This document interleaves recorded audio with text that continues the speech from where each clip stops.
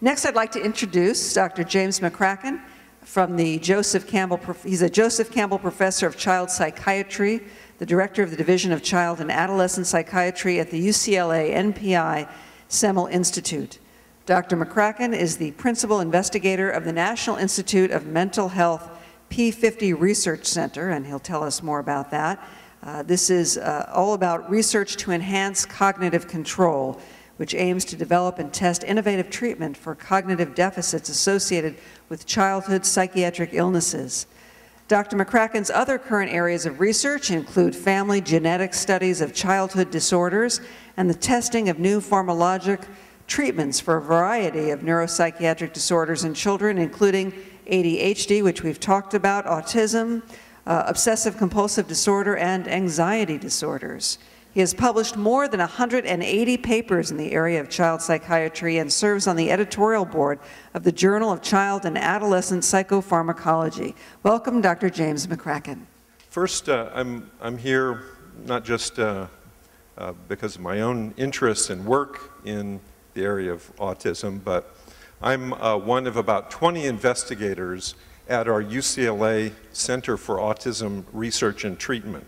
It's a federally funded, primarily research center that is devoted to identifying the causes of autism and related disorders, improving treatment, and ultimately preventing autism where possible. First of all, we are identifying autism as far more common than we formerly believed. And when I was trained not too terribly long ago, the estimates were at least a tenth to maybe even 50-fold less what now the prevalence estimates have come to estimate, namely 1 out of 150 children. There are factors, however, that help us understand that, and that's most of what I'm going to talk about today. So autism looks like it's occurring at a rate of about 1 out of 150 kids. Now, as I mentioned years ago, that prevalence estimate might have been 2 out of 10,000. So what in the world is going on? Is this a true epidemic? Or are we recognizing this condition with much greater sensitivity? And are we including now kids who indeed share these critical core features, but who have milder forms of the disorder? That being said, there are at least 4 major influences on this apparent increase in the number of kids diagnosed. 1, we're diagnosing kids younger. I'll explain how that affects the estimates in a minute. 2, we're now giving kids the diagnosis of autism who previously would have received diagnoses of mental retardation or learning disability precisely because of the limitations on eligibility for services that we heard about earlier. 3rd, as I mentioned, we're clearly diagnosing a broader group of kids on the spectrum, some more mild as well as the severe, but there's good evidence that tells us indeed that's the case. And then 4th, far fewer kids are going unrecognized, and that actually influences these estimates as well. So in 1991, as many of you probably know, the federal government and the Department of Education included for the first time autism as an eligibility diagnosis for special education services. You didn't have to have mental retardation or LD to get services. And now we're seeing, indeed, the diagnoses in this sense follow the law. Now, I'll mention to you 2, I think, factors that I believe may be contributing to some increase in overall risk for autism.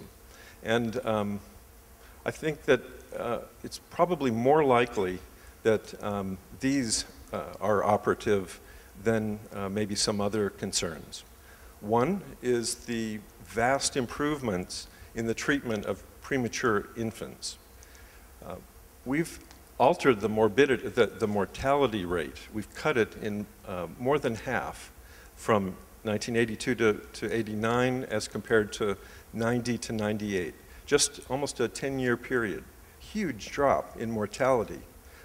However, we've heard that a lot of kids who are premature really are hit hard by this experience in ways that we're still trying to learn about, and particularly how to treat them, how to ameliorate prematurity and the host of things that come with it.